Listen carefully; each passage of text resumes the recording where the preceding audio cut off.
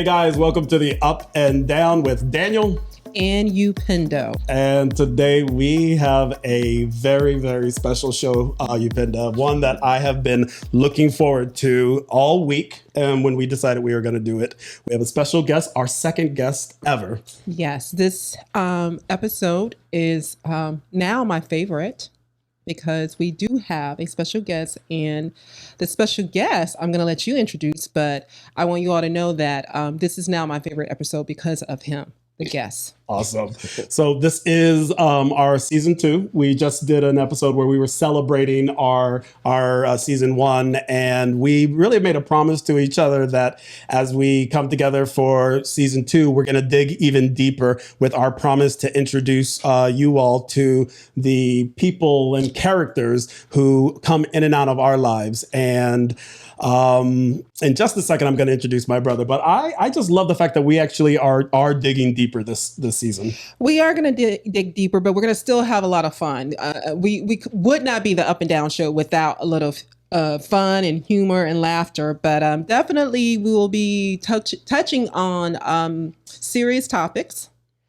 Things that impact our lives and the people that we love lives. So just stay tuned. Stay tuned in season 2. Absolutely. And if there are any topics that you all would like to hear us talk about, also please let us know. You can send us, you can DM us on Instagram, DM her on Instagram.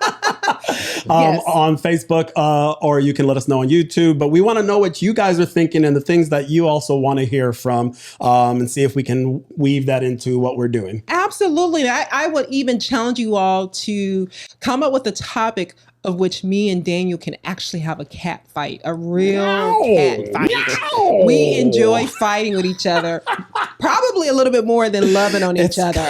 It's kind of insane how much the real show's off camera, by the way. It's when we actually hit stop is when you really get to see the real relationship. Oh, yes. But you know what? We try to give you as much of our real selves really during the time it's taping, but trust me, give us a topic that you believe that we will fight about, and we'll give you a good fight. We'll give you a good fight. So I'm going to turn it back over to you, because I don't want to waste any more time with our special guest. And I was going to say, one thing we will not fight on is our guest today. And, you know, one of the things we promised was introducing people to our family.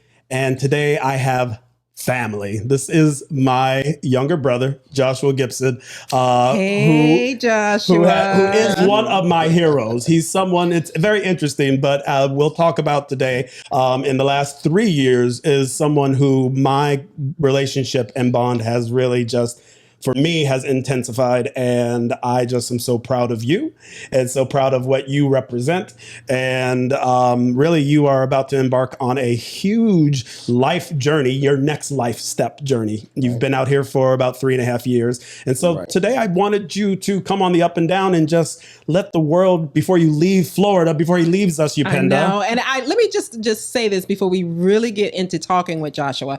Okay, so you better not cry, because I know you. He is a bag of water, okay? A bag of water. And so please keep your tears on the inside. Don't let them out. All right. We're going to do a drinking game. And if I cry, you got to cheers, right? There you go. No tears. There are no tears. It's nothing but happiness. Yeah, today. It's true happiness. But I'm so glad that you agreed to be part of this show with us. Yeah. And I know that you're going to share a lot of things that is really hopefully going to educate anybody who's ever experienced the things that you're going to share with us today. So I'm going to be quiet, which is going to be really hard, but I'm going to do this. Okay. So just first and foremost, just welcome. Welcome to the Up and Down show, Josh. Well, thank you guys for having me here. Mm-hmm. I love watching this show. And so you're the one family member we have that watches the show. I am actually that one family member now. But you two are hilarious. So I mean, it brings me joy to feel like I've done something with myself to be able to sit here and share my story. So and now I'm going to cry. So it really does bring me lots of joy. This is something that we've been working on for a few months now. And we do have Granny, our grandmother. I'm sorry, Granny. You're the premier family member. Yeah, she does watch our show, but it is so special for me to share this little passion project that Upendo and I have created with family. And when we started this show, we knew we wanted to bring you on because you have a story. You have a story. You've had a very, very interesting, colorful life that I think can inspire people and help people. And I wanted you to be on the show from day one. Yes, from day one. We just wanted to wait for the right time. And now you're leaving. You're actually moving to Florida. So, I mean, you're leaving Florida and you're moving back to California. Right. So I just want to start with your journey here in Florida, because I don't think you probably ever thought you would live in Florida. But 3.5 years, I was looking back at Facebook and seeing the pictures when you first arrived. And that was about 3.5 years ago now. And if you could just take us back to that time when you came here, what brought you to Florida? And let's start there. Well, of course, I was in prison. I have done an extensive amount of time in the past. And when I was approaching, being released, I had received a letter from my brother stating, hey, why don't you just try something different? You've had these ups and downs. Okay. You've had these ups and downs, and why don't you try something else with your life? What does that look like? Come to Florida. I wasn't considering it. But, after a while and some deliberation and talking to different family members, it stuck on me, and I did decide to come. Yeah. So getting here and just being introduced to a program was something I never would have thought would have helped me. I would benefit from it. It was just sort of let me get off of this paperwork, which is the parole, the probations and stuff. Can I stop you there? Sure. I just want to go back just for a second. When you say that you came here and you were introduced to this program, do you want to share what the name of the program was? Oh, absolutely. Okay. Absolutely. It's a wonderful agency by the name of the Lord's Place. Okay.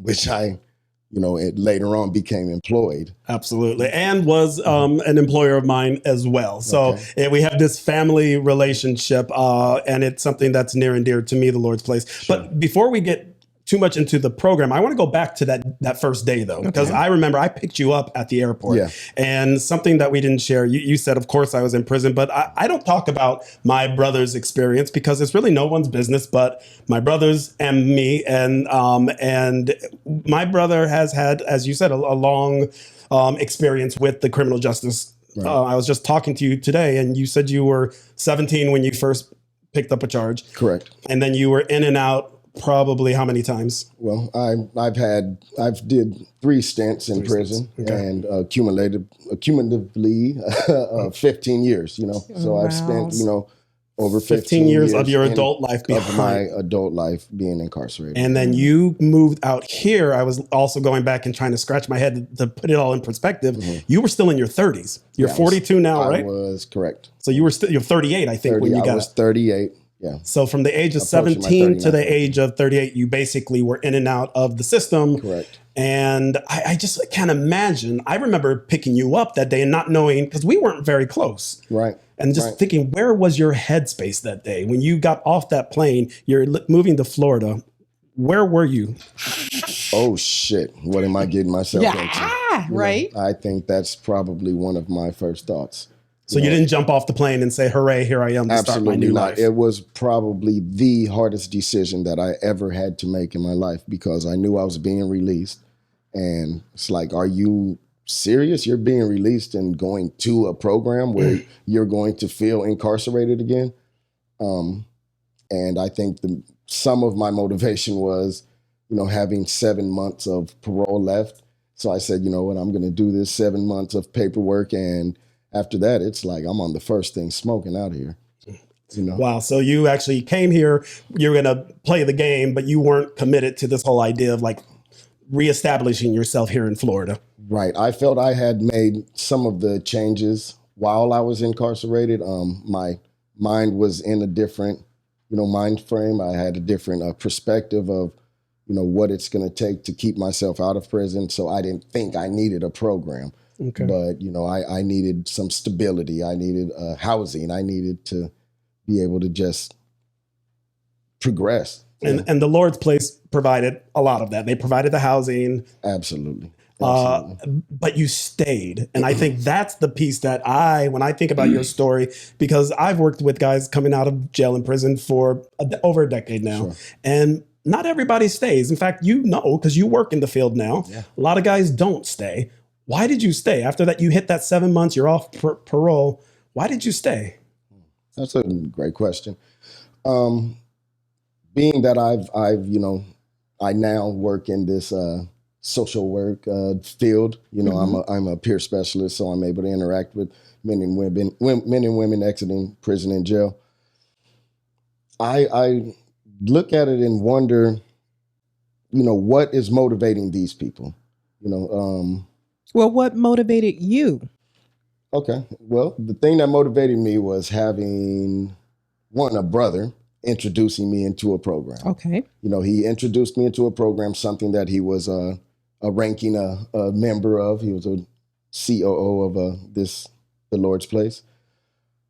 I didn't want to embarrass him. And the reason I bring that up is, a lot of people, they hold on to the thing that they say, a person can't change unless they are doing it for themselves, and you have to want this. And that, rings somewhat true.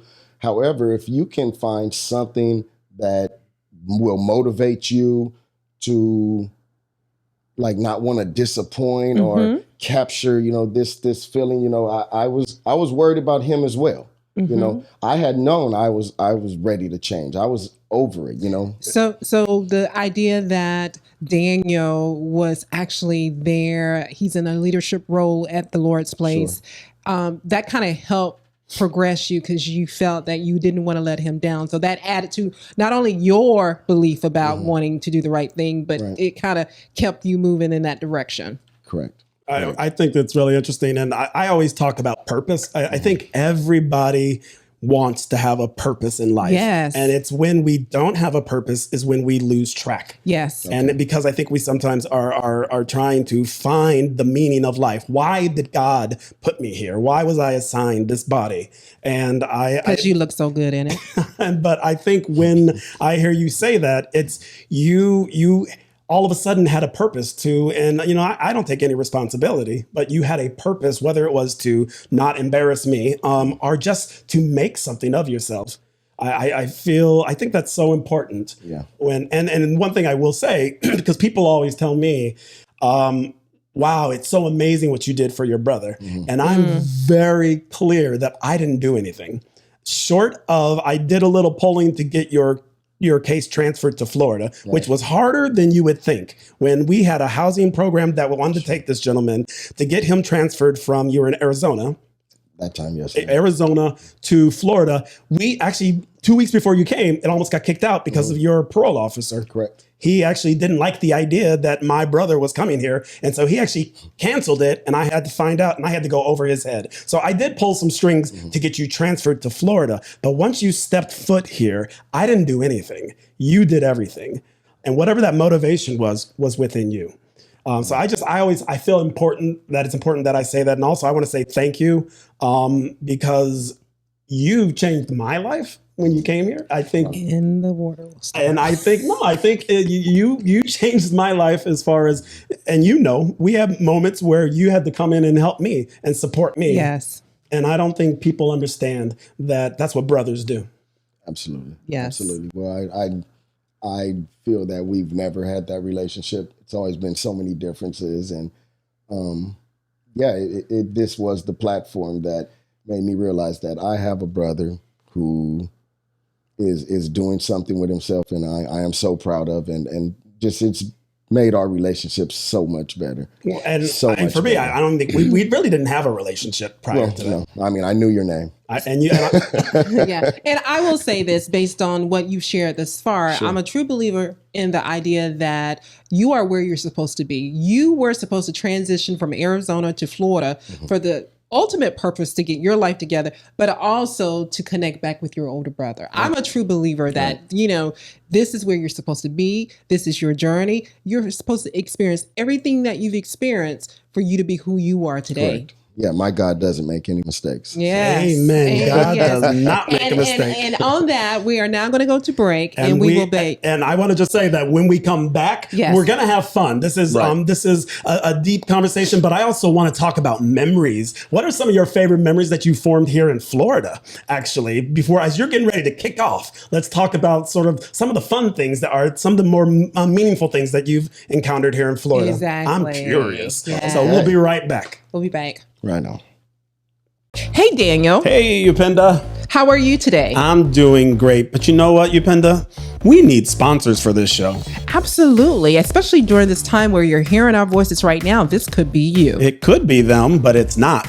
But it could be them. You can sell your product, your business, or your service. Or any dang thing else you'd like to sell. But first, you got to contact us. How can they get in touch with us, They Upendo? can contact us at theupandownshow@gmail.com. Is that all one word, Upendo? Oh, yes, it's one word, theupandownshow@gmail.com. So if you have a product, a business, or service, or any damn thing else you want to share with our audience, please contact us at where? theupandownshow@gmail.com. Thanks for listening, guys.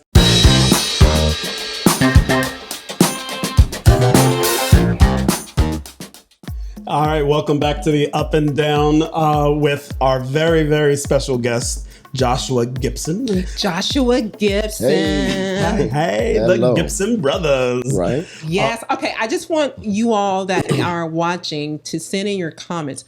I'm so bad. Which one looks better? Oh, send it to me. Oh, please. It's very clear. It's very clear. The younger, more handsome, more virile That brother. my brother looks better. No, not at all. You are a beautiful man. And actually, it's very interesting. Whenever you meet female and male friends, actually, I have a lot of my gay friends think you're hot. Yeah. I will say this. I am blessed today with this handsome, this just all this handsomeness that's among me right now. Wow.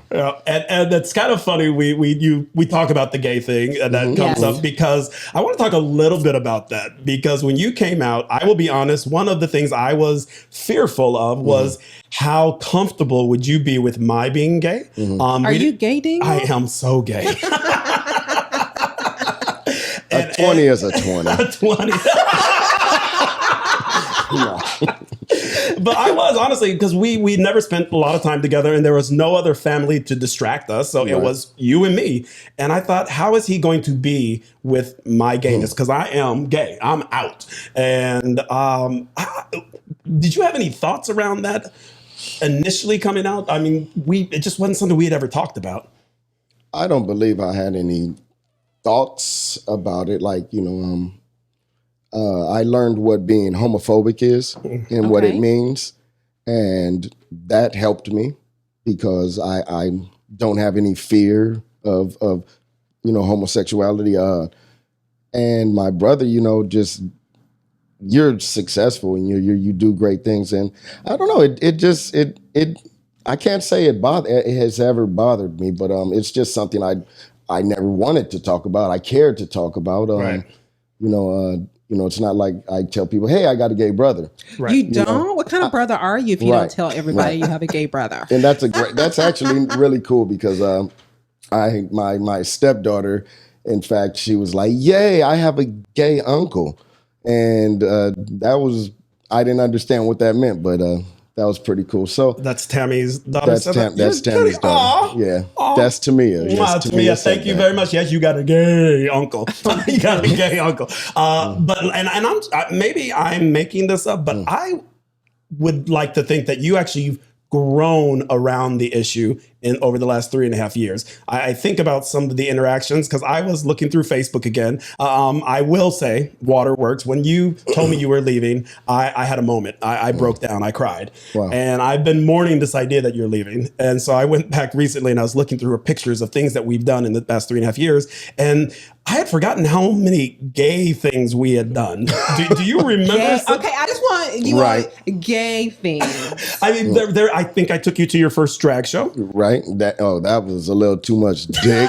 Like what the fire was going on? Yeah. And I actually told somebody else that, about this show. And I was like, yeah. And then when he lifted up his dress, dick was on his. Okay. Excuse my French. That's all right. That means you're feeling the moment. That's No, where we I mean, want yeah, you to no, be. that was actually something I said, okay, I don't need any more of that. You That know? was in Key West. That was in Key Right. West. You But don't need then, any more of that. Where was can I that share, place? like, You can know, share anything. well, Absolutely. Well, I mean, I know I was single for a very long time out here in Florida, and I remember my brother saying, if you want to get laid, go to a gay club. Oh my God. So I said, do you have your keys ready? You know, I was ready to go. And so we went to South Beach, So and we went to to Twist. Okay. Oh went to my Twist. God. Can I tell you something? What? Anytime I've ever gone to Twist Right. with Daniel, I don't know, the straight men that are in there come after me. Okay. So I can imagine, because there's a bunch of single women Correct. in gay clubs. You know why single women go to gay clubs? I don't. They love to dance. And they also love not to get hit on. They love Right. to just be relaxed and not feel like they're a piece of meat, right? Right. But then 3 drinks later, they're like, where's my meat? No. Okay. So you went to Twist, and what was your experience at Twist? My goodness. I remember just walking through, and there's so many different doors and so many different things going on. And you know, gay people are people. You know, like, if does that make sense? Yeah, Like, of course it makes sense. Okay, like they don't look, or well, act different sometimes, but they don't look different than anybody else. Right.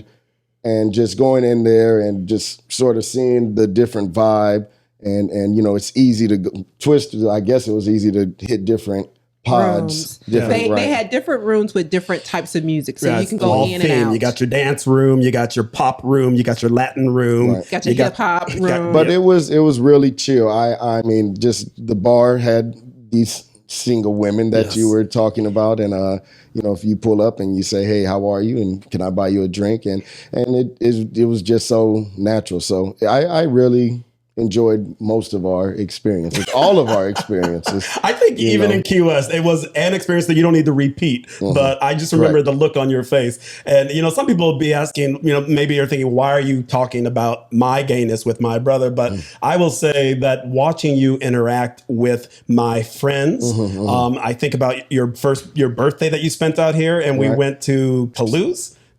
Yeah, we went to out in Fort Lauderdale, and it was 4 of my friends, and 2 of their birthdays and your birthday all at the same time. And I remember you said when we left, you actually said your friends are really cool. Yeah, they're really chill. Like I can tell you that the gay community, they party hard, and I've had some pretty memorable experiences.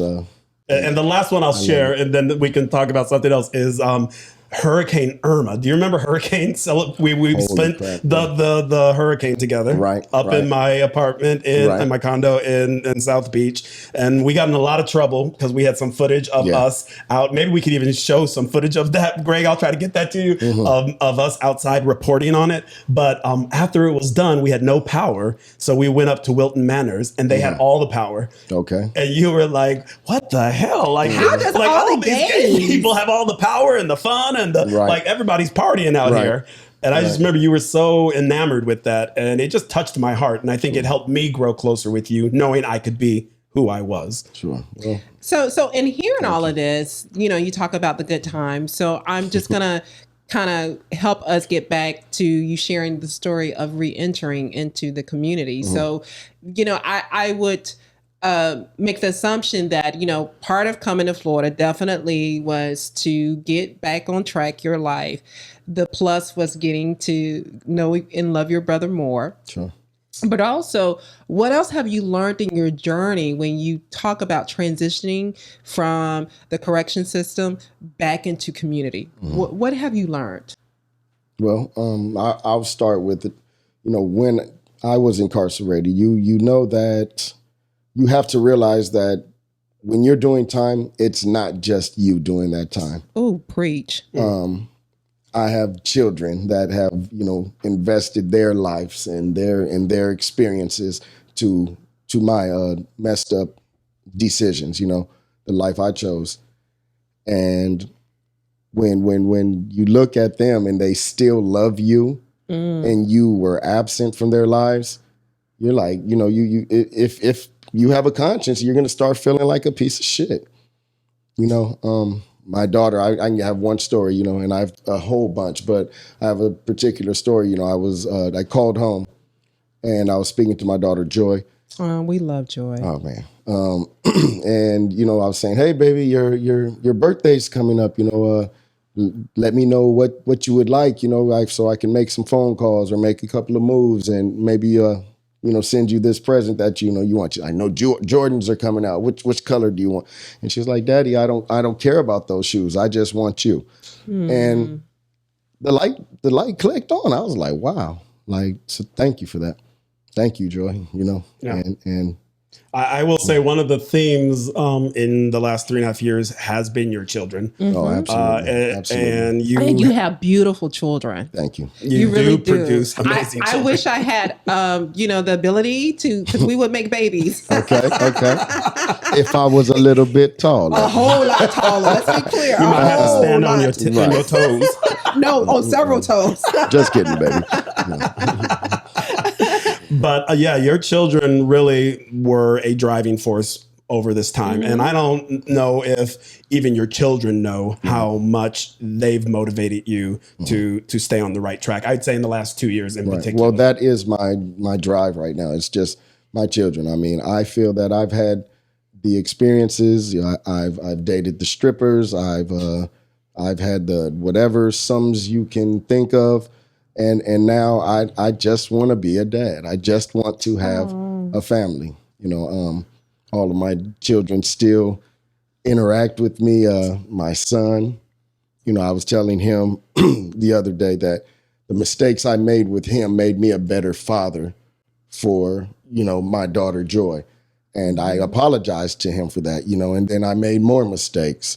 And the mistakes I made with Joy made me become a better father for my daughter Justice, and so on and so forth. And I think I'm just kind of doing all right. I get a lot of compliments. I feel that I fall short, but people say you're doing a good job, and I'm just gonna keep that going, man. Keep that drive, because that's where my heart is just being a dad and knowing that I want to instill something in them. I won't be here forever. Yeah. And I tell them, when I'm gone, I want you to bump your head and I want you to smoke weed if that's what you feel like you want to do, and have those experiences that where the heart breaks to this and that, only because, when it happens when you're 30 or 35, if I've coddled you and, you won't know what just hit you. So let's get that shit out the way now. And that's just beautiful. I mean, I'm sitting here listening to you talk, and I'm just so happy for other people to hear you talk and to see how motivating you can be, because it's such bullshit when people want to talk about parenting, and that parenting is being a perfect person and representing the ideal. And I think there's no better gift to give to young people than the gift of honesty and the gift of reality. And I just I'm moved by I literally sit there for the last 3.5 years. I sit across from you and I just think, how did you become so wise? How did you become so wise? Where did this come from? And why this last time out? What was the difference? Yeah, and I was gonna, we're about to go to break, but I just want us to kind of ponder this, not us, but specifically you, Joshua. When we go to break, is the fact that you said yes to Florida. Okay. Again, you've now established a better relationship with your brother and now your children. For anybody that's listening and watching us right now, and you have family members or you yourself have an experience of reentering into community, what would you give them as far as advice when there's an opportunity with a program, an opportunity that they could get better at their life? Because I'm sure, I'm making this assumption that prior your brother writing you, there were other programs that was offered to you in your other transitions back into community, So I really want you to think about that, because, Daniel has experience with reentry. I have experience with reentry, specifically from funding those type of programs. Right. And these are some of the most difficult They really are. programs to support. Both with what the community thinks about individuals in the programs and also getting the individuals motivated. Yes. So I think it's a great question. We're gonna go to break now and come back, and we are going to finish up. I think it's a wonderful place to start. Is what is your advice to the next generation, the next young men coming out in your situation? What is your advice to them? Get out of your head, young man. Yeah. So we're gonna be right back. Thank you guys for listening to the Up and Down. We'll be right back. Yes. Hi, this is Upendo from the Up and Down Show. If you're listening to my voice, guess what? This could be you. Well, not you, but your business, your product, your service. We would love to share with our audience all that you have to offer. So here's your opportunity to sponsor the Up and Down Show. Please contact us at the Up and Down Show, all one word, at gmail.com. We look forward to hearing from you.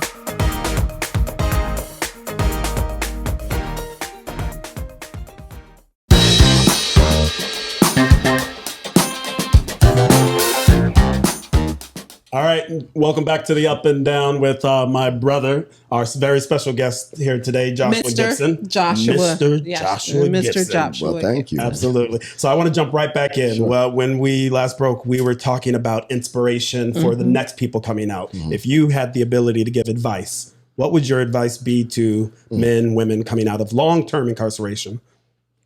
I would probably say just get out of your head. A lot of people, we think you don't want this. You don't want structure after you've come out of, incarceration. You don't want nobody telling you you have a curfew at a certain time. Man, don't knock it till you try it. The doors that open, are so rewarding. It's another world. I've never thought that, living the right life is where I want it to be, because the hustle was always it was good, when you're out there, you can buy what you want sometimes if your hustle is right, and you can do different things. But wait, before you go on, I want to give them. Okay. Yeah, I don't want to glorify. No. You're not glorifying it. I just want to. For me, when you said get out of your head, get out of your head. Don't worry about the curfew, because most people don't want to deal with the curfew. Right. That talk a little bit more about that in the context of, something's been offered, but you see it as a barrier. Because I surprisingly, when you said that, I said in my head, well, I wouldn't want that either. Right. Oh man, it just helps sculpt, a great, program individual. You need a curfew. People need to discipline themselves. When you're out, that's people saying, hey, I'm ready to get out of jail, but that's when it starts. That's where the challenge is when you're out. What are you going to do with it? And so we do need those helping hands, the people that are going to come into your life and offer, their wisdom and their tools and all of these things to I'm going to jump in. Sure. I'm going to go back to the comment that I made about purpose and pride. I think people want, again, to be in control of their own lives, right? And so when I hear what you say, it's about people not wanting to be told what to do, because I want to be able to be successful. I can do this. Damn it. I don't need you telling me what to do. I can do this. Yeah. And that's the part when you said get out of your head that I thought of is like sometimes there's so much ego attached to what you want to do on your own that you don't humble yourself to realize I can use help right now. Yeah. And one of the cool things I've seen in you is you talk differently. You dress differently. You behave differently. We interact differently. I think your relationships, even with friends and family, have changed because you've changed as a person. You've softened. Yeah. And that's when I heard get out of your head, it was humble yourself. Humble yourself, yeah. And I think come with humility. Absolutely. I think it's a little bit of both for that. But the fact that you were willing to humble yourself and accept help. Right. And that I love the fact that you're saying like you get out, now you're free. Yeah. That's where the challenge begins. I still reward. I mean, I have this, my first time I was pulled over, Great experience. So I'm driving and I get pulled. The officer gets behind me and he hits his lights. I immediately 10 o'clock, 2 o'clock. Black Lives Matter. I don't shoot. And let him walk to my vehicle. And when he walks to the vehicle, I just sort of look and I just start laughing. And he's like, what's so funny, sir? And I said, I've never been pulled over, and been legit. So this feels fucking good. And he was like, well, okay, we'll see about that, sir. License, registration. And for me to be able to reach over, grab, the glove box and get the registration. And can I go on my wallet, sir, please? Wow. And he was like, go ahead. I, give him my ID. And he goes back to the car and he comes back and he says, Mr. Gibson, you don't have any points on your license. I'm going to let you go. Put your seatbelt on. And it was such a reward, being able to experience that, because I knew outside of him just being a complete butthole, that I was all right. Everything, all systems were a check. That is a wonderful story, because it's things like that I think we take for granted. Yeah. We have a great story. We were driving in Miami, and I didn't even realize we were driving, and we were down in Overtown, and I made a wrong turn, and so I made this crazy loop. I was on parole. I made a crazy little loop turn, and he got all tense. And once we got out of the second, I said, "What's up with you?" And he says, "Man, you driving like you white."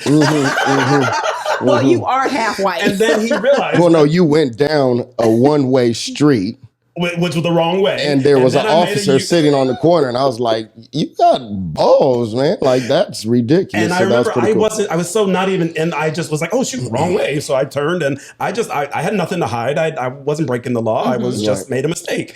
And I remember your reaction, and I learned so much from your reaction of what I've taken for granted, and living the life that I live. I will never forget that moment. Right. So I'm going to switch gears a little bit and talk about, you're talking about all these amazing responsibilities that you have and privileges that you have because of the changes you've made in life. It's a very important election year today. Oh, wow. This year. And what you say? And I get to vote. And you get to vote. Yay! Congratulations. Yes. Will this be the first time? This will absolutely be the first time. So when that proposition was approved, I am serious. How do you feel about that? I want to pull out my voter's registration card, because that's like a badge of honor, for me, being able to register and vote. It's very important. When I did the census, I felt like I felt like a big boy. I felt like, I'm doing something for, the community that I live in. And you just, the responsibility, it's a great feeling, man. Like, we should get away from just trying to be knuckleheads and thinking that we have to be cool and jit and jive, because that's not what it's about. You don't have to be a butthole or walk around with a frown on your face to get respect. You can humble yourself and be polite and say yes ma'am, no ma'am, and still be respected as a man and being strong and able, and then people open different doors to you. They just allow you. That's what people don't. They think that you're being a punk by not being true to yourself. Right. But as you play the game, right? And I'm not saying not being true to who you are, but as you just humble yourself and you learn to interact with others in a respectful way, doors open. Right. Well, I mean, I have this time where I went into a store, and this guy was walking past me, and he kind of bumped my shoulder.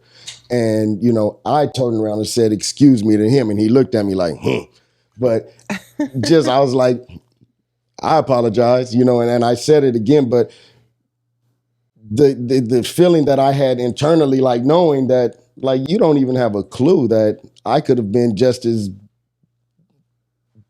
shitty, about that situation as he was. I feel like he bumped into me, but apologizing and moving on. It's just so much. It's so much reward. But you're in a different space. You're in a different time you zone. You have responsibilities now, and when you are I have definitely a family. when you are in a different space, those interactions, maybe 15, 20 years ago, that might have been some beef you would have had. Absolutely. And it's amazing when you get to a point in your life where you can literally just like let things go. because it's not that serious. Let You it bumped go. into me. I'm sorry. You bumped into me. Right, my bad. I'm sorry. You can telling literally them. ruin your day, ruin your week, Yes. ruin your year by a bad interaction. Exactly. And you so we're coming to the end, and I have to laugh because Joshua says, "Do you think that I'll have enough to talk about in 45 minutes?" Yeah. And I'm sure there's probably more that you would like to talk about. Yeah. There's a lot more I that feel I that, would yeah. like to talk about. Yeah, we're just We've- gonna have to bring you we've back just from scratched the California. surface, yeah. Bring you back from California, or even do a virtual, another part 2. Because I Okay. think there's so much that people can learn from you. But I want to just celebrate you because this is really about a celebration, sending you off to California. Where are you going? What's next for you? I'm going back to California, Los Angeles. Going back to Cali. Hey, to Cali. Cali. I'm going back to Cali. I know so. I know so.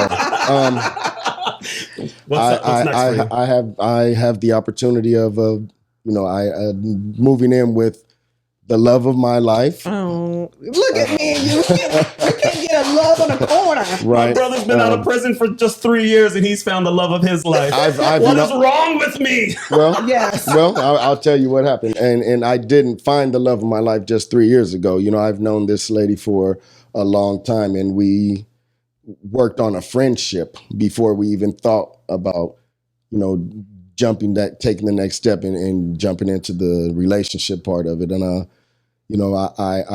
I now know that's where I want to be. Oh my God! You just melted my heart because I can't wait to someone say that about me. Oh. And I remember you went home and you were with Tammy recently, Yes. and we had a conversation. I'm going to share. I hope it's okay that I share this one interaction. Everything. Which was, I said, I just want you to know from me, I think not only is it time, but it's the right decision. But I said, but I have one question for you. Do you love her? I said, absolutely. And I said, then move. Yep. And I'm so happy. So you've fallen in love because you've fallen in love with your best friend. Right. And you're going back, and what are you guys going to be doing in California? Are you blending families? Because you have your kid, she has her family. Well, yeah. My children have actually already moved in. My daughter Joy, she's already there, set up. Everybody's just like, where are you? But yes, we're merging our families. And It's like the Brady Bunch. it's just like the Brady Bunch. Actually, I would watch that sitcom. I would watch that sitcom. Oh yeah, Trust me. and yeah, it's a real life situation. I have girls. She has young men in the house, and It's truly the It Brady really is the Brady Bunch. Bunch. she can help me with my girls and teach them the things that I can't, and their mothers are doing great jobs. So hats off to moms, their original mothers. But these young men that I'm coming, and they've just taken on to me. I mean, from day one, it was dad, and I'm like, Oh wow, that's wonderful. okay, no Josh, and nothing is forced on them. So I really want to tackle that. I told my son, when I spoke to him the other day, I say, you have little brothers, and he was like, whoa, wait, what do you mean? He was like, when did this happen? And I, explained to him the situation, and after a while, he just said, okay, we'll see. And what's cool for me is if 5 years ago, you telling this story of what the next step is for you, I would have been terrified. Right. But I now know that you will be the best male role model for all of those kids. And it gives me such happiness to know that you found that piece. I look forward to it. And I will reiterate how much of a rock you've been for me in the last 3.5 years. I'm a little scared that you're not going to be just a phone call away, because you've been such a support to me, and I want to tell you, plane fare is quite affordable these quite days. affordable. And I will tell you one of my biggest things, and we're going to transition to our ups now. Okay. Is one of my biggest joys is Joshua worked at the Lord's Place where I used to work, and one of my biggest joys is when I go back to the Lord's Place now, people go, oh, you're Daniel. You're Joshua's brother, which warms my heart because I know you dealt with that in the first year or so. Right. Oh, you're Daniel's You're brother. Daniel's brother. So now I was always I'm Joshua's Daniel's brother, and That's I funny. love that. That's And funny. really, my up, I couldn't do this show without having my up be the Lord's Place. The Lord's Place is a program that changed my life, gave me leadership, and it gave me a public national platform to talk about the things that are important to me. You all now understand why social justice issues, and specifically the criminal justice issues in our country, are so important to me because it has always had a face to me, your face. And the Lord's Place is a remarkable organization. You can go to www.thelordsplace.org. We'll put the link on our site, and they're just an awesome organization. And I thank them for what they've been giving to you and for what you've given them. Right, and I absolutely that's the part of me that I feel like I'm leaving behind. But once part of the Lord's Place family, always part of the Lord's Place family. Absolutely, Right. absolutely. So you will always have a place there. So Absolutely. God bless them. And how about you? What's your up So today? my up is real quick. Anybody that knows me knows that I love flowers. I absolutely love flowers. I try to have flowers in my house every week. If I was rich, they would be in every room. So trust me. But I just want to give a shout out to the Palm Beach Flower Shop, which is located at 7620 South Dixie Highway. South of Forest Hill. You can't miss it. They have the best deals when it comes to fresh flowers. And I tell you, I'm so in love with that place that I probably should get, work for them or something. Absolutely. I think that you maybe should get some commission for bringing people there. Exactly. Yeah. But I just want to give a shout out to them. And if you ever meet me in person and you want to give me something, flowers are always welcome. What's your favorite flower from them? Probably tulips. I do like when their tulips are in season. Yes. Well, we're going to have fresh tulips then from, what's the name of the place again? The Palm Beach Flower Store. The Palm Beach Flower Store. I'm on my way. Joshua, I want to thank you for coming today and for giving us a piece of your heart and your story. I always say that it's not our job to tell people's stories. It's our jobs to allow people to tell their stories. And so thank you for telling your story. And we will have you back because I think you have so much more to teach people. Absolutely. Thank you for sharing yourself with us. Thank you guys for having me. And thank you all for listening. It's an honor. Yes. Thank you for another great show. All right. Take care. Bye-bye. Bye-bye.